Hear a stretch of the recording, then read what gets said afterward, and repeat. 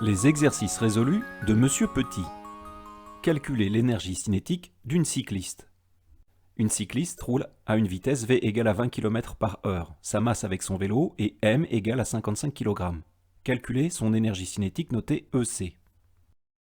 En données, nous disposons d'un tableau de conversion qui nous donne la correspondance de quelques vitesses exprimées en km/h à leur équivalent exprimé en mètres par seconde.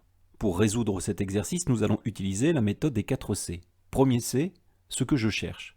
Je cherche l'énergie cinétique notée EC de la cycliste.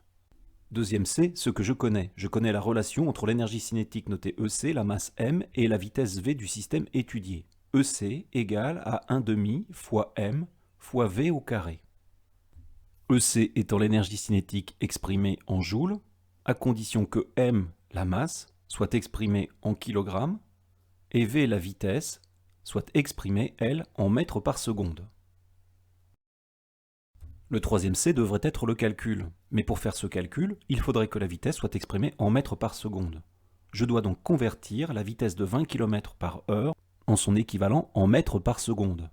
Pour cela, j'utilise ici le tableau de données qui m'apprend que 20 km/h égale à 5,6 mètres par seconde.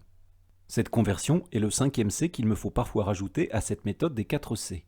Je peux à présent calculer avec une masse de 55 kg et une vitesse de 5,6 mètres par seconde, l'énergie cinétique de la cycliste et de son vélo vaut EC égale 1/2 fois 55 fois 5,6 au carré.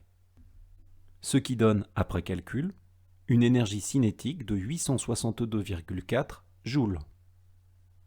Pour terminer, je rédige une phrase de conclusion qui répond clairement à la question. J'en conclus que l'énergie cinétique EC de cette cycliste est de EC égale à 862,4 joules.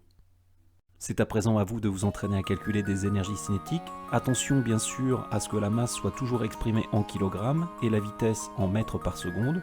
Si ce n'est pas le cas, à vous de faire les conversions avant d'appliquer la relation EC est égal à 1/2 fois m fois v au carré. Bon calcul et à bientôt!